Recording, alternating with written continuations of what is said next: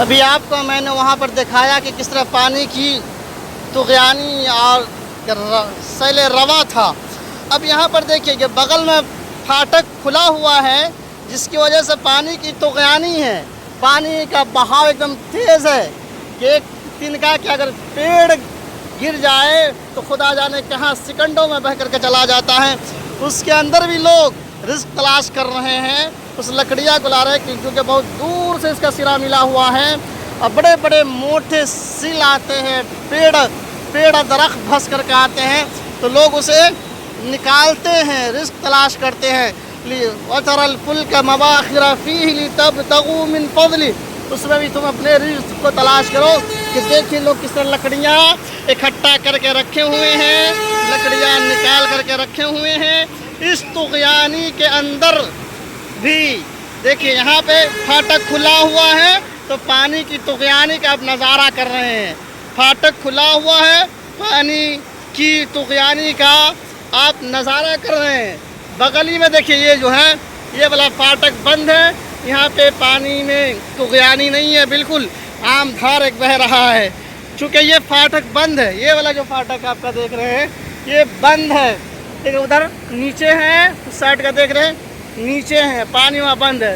اس side میں آپ دیکھ رہے ہیں کہ اس کی دیوار کھڑی ہے، اس کا پھاٹک کھلا ہوا ہے، اس کی وجہ سے اس کی طغیانی اس سائڈ میں آپ کو طغیانی دیکھنے کو مل رہی ہے۔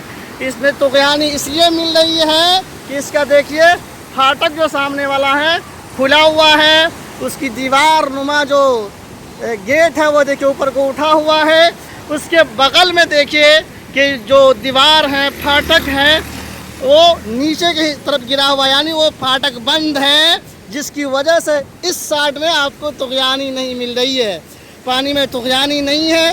تو جس پھاٹک جس کا کھلا ہوا ہوتا ہے اس کے دوسرے سائڈ میں پانی کس طرح کی طغیانی ہوتی ہے، یہ اللہ تبارک و تعالی۔ اور دیکھیے یاد رکھیے، میں بار بار اس بات کو کہہ رہا ہوں کہ اس پانی کے اندر، اس طغیانی کے اندر بھی اللہ تبارک و تعالی نے لوگوں کے لیے رزق رکھا ہے، جو آپ دیکھ رہے ہیں۔ اور آپ اس آیت کو پڑھتے جائیے، وَتَرَى الْفُلْكَ مَوَاخِرَ فِيهِ لِتَبْتَغُوا مِنْ فَضْلِهِ، وہ اس میں بھی تم کیا کرو، رزق کو تلاش کرو۔ تو دیکھیں لوگ کس طرح سے لکڑیاں اکٹھی کر رہے ہیں، اور بعض جگہ قرآن پاک میں فرمایا گیا ہے کہ اس سے اندر سے لوگ سیپ نکالتے ہیں، موتیاں نکالتے ہیں۔